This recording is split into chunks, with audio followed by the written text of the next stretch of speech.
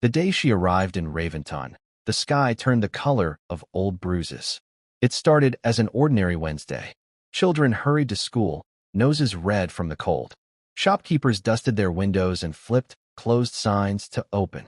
The town moved with sleepy rhythm until the first gust of wind hit, so strong it knocked a chimney loose on Birch Street. By noon, clouds churned like thick smoke. The air felt heavy, as if something ancient had curled up in the clouds, watching. That was when a black car pulled into town, long and sleek, its engine silent. No one recognized the model. It was matte black, not glossy, like it had been painted with ashes. The car rolled down Main Street, past the butcher, the flower shop, the library. It stopped at the oldest house in Raventon, Black Hollow Manor. The manor had stood empty for decades. Even kids dared each other to go near it, and none ever made it past the gate. Built on a hill that leaned slightly, it looked as though the house itself had grown tired of existing. Shutters hung like limp arms. Ivy strangled the walls. The windows, tall and narrow, reflected no light. She stepped out of the car in slow motion. Long black coat, heels that clicked against the wet stone like a ticking clock. Her skin was pale, too pale, like snow with no warmth. Her hair was a deep, inky black, tied back in a simple braid. She wore no makeup. Her lips were the same grayish pink as old roses left in graves. But it was her eyes that people remembered. Those who saw her that first day swore her eyes weren't just dark. They were deep, as if looking into them meant falling through time, through pain, through memories that weren't your own. No one greeted her. No one offered help. She didn't need it. The black hollow gate, rusted shut for years, groaned open with a single touch of her hand. Not a key, just a touch. She walked up the overgrown path, suitcase in hand. Not a single weed brushed her ankles. She entered the house. The door closed behind her, and that's when the birds stopped singing. That evening, Raventon felt quiet. Even the drunkards at Miller's pub drank in silence, as though someone had died. Or maybe something had awakened. Neighbors whispered from behind curtains. Some swore they saw her standing at her window that night, just staring, unblinking. Others said she walked the town at 3 a.m., feet bare, trailing black water. But the strangest thing? No one knew her name. She had no moving truck. No lease was ever signed. When the town's property records were checked, Black Hollow Manor had been listed as sold, but the buyer's name was just a blank space. Not even the town clerk could explain it, and she'd worked there for 30 years. By Friday, strange things started happening. Cats disappeared. Lights flickered in houses across town, always at the same time, 3:07 a.m.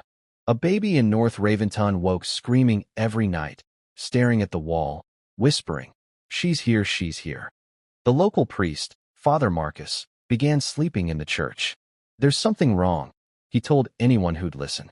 "Something very wrong. I can feel it." But Raventon had always been a town of secrets, and secrets had learned how to hide. The woman in black walked its streets now, silent and slow, as if she had all the time in the world. The first to vanish was Harold Finch, the mailman. He'd worked the same route for 17 years. People liked Harold. He brought treats for dogs, candy for kids, and always had a joke tucked behind his grin. Rain or shine, Harold never missed a day, until he did. It was a crisp Monday morning when his truck was found idling at the corner of Elm and 3rd, door wide open, keys still in the ignition. His mailbag sat untouched on the passenger seat, bursting with letters. One of the letters had slipped free and floated to the ground. It was addressed to Black Hollow Manor. No one dared go up there. Sheriff Dorian arrived at the scene an hour later. He scratched his chin, muttered something about foul play, and promised an investigation. But no one saw Harold again. Ever. 3 days later, Martha Bell, who lived 2 houses down from the manor, was found curled up on her porch at dawn, lips blue, eyes wide, mouth open like she had tried to scream but couldn't. She didn't speak after that. Not once. Her family took her to hospitals, to priests, to shamans. Nothing worked. The only thing she would do was rock back and forth, humming something low and broken. If you listened closely, you'd hear the words. "She's not real, but she sees everything." People started locking their doors, even during the day. Then the black feathers appeared.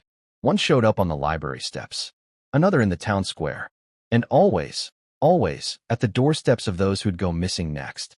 After Harold, after Martha, it was Tommy Raines. 13 years old, quiet, smart. He vanished on his way home from school. His backpack was found lying open on the sidewalk. Inside, along with his books and lunch, was a single black feather, unnaturally long and glossy. When his mother touched it, her fingers burned. Not just pain, actual burns. Blisters. People told the sheriff to search the manor. Dorian laughed it off. "We got no proof," he said. "Just stories and feathers. You want me to knock on a woman's door because of bedtime tales?" That night, Dorian's cruiser was found parked outside Black Hollow. The engine was cold. The seat was empty. The door was open. The only thing inside was Dorian's hat and another feather. The town changed after that. No more gossip. No more children outside. People walked faster, spoke softer, stared less. And through it all, she remained. The woman, never speaking, never smiling, walking the streets as if they belonged to her, stopping sometimes to tilt her head at a window, as if listening to something inside. Her coat never got wet, no matter how heavy the rain. Her steps left no prints in the snow. Once, a brave, or foolish, teenager named Nate filmed her from his attic window. He zoomed in, whispering, "She's just standing there, not moving." But when he played the footage back, her face was gone, blurred out completely, like a smudge of ink across the screen. The audio crackled with static, then whispered, "You see me, now I see you." That night, Nate's attic window shattered from the inside out. He screamed so loudly the whole block heard. But when his parents rushed upstairs, the room was empty. The attic door was locked, the window wide open. Another feather floated on the floor. Fear settled over Raventon like fog, thick and choking. Churches filled up. School attendance dropped. Some families moved away in the dead of night, leaving mailboxes swinging and dishes in the sink. But no one went to Black Hollow Manor.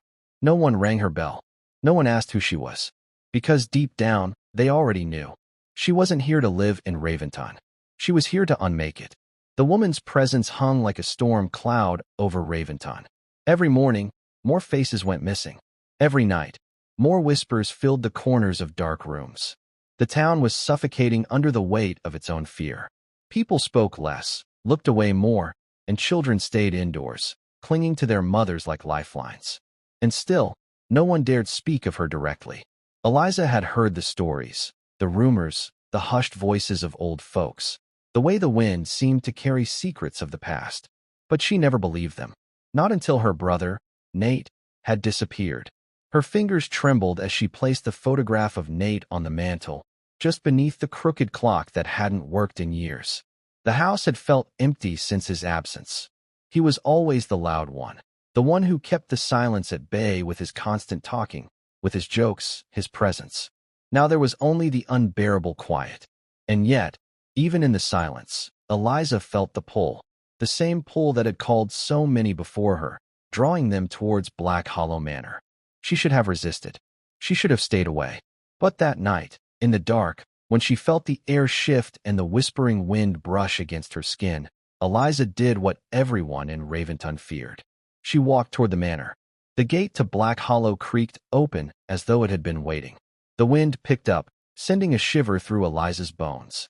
She stepped forward, the weight of her own footsteps feeling foreign, heavy. And as she approached the door, it opened on its own, just as it always had for those who had come before her. Inside, the air was thick with dust and time, each breath tasting of age, of rot, of something ancient and forgotten. The house loomed like a predator, the shadows in every corner seemingly stretching to watch her every move. And there, in the center of the darkened hall, she saw her, the woman, standing still, watching, her black coat swallowing the faint light. Her face was a mask of emptiness, hollow eyes locked on Eliza with a gaze that pierced through the very fabric of reality itself. "You've come," the woman whispered, her voice as soft as a death rattle, but as sharp as a blade. "I knew you would." Eliza's heart pounded, the truth crashing into her like a wave. She wasn't here by accident. She wasn't here because of curiosity. She had come for a reason. The woman stepped forward, slowly, deliberately. "You've always known. You've always been a part of this. The blood, the curse, it runs in you." Eliza backed away, but her legs refused to move. She felt as though she were rooted to the spot. Her mind screamed to run, but the words lodged in her throat. The woman stepped closer, until their faces were inches apart. "Don't be afraid," the woman said softly. "It's already too late." Eliza's breath caught as the woman reached out and touched her cheek, icy cold. It wasn't just a touch, it was a claim, marking her. And with that touch, Eliza's world shifted. The whispers grew louder, closer, pressing against her skin, telling her stories she didn't want to hear. But there was no going back. In that moment, she realized the truth. She had never been a part of Raventon. She had always belonged to something far older, far darker. She had always been hers. The woman in black smiled. The next morning, the town awoke to the usual quiet. But when people went about their business, they noticed something strange.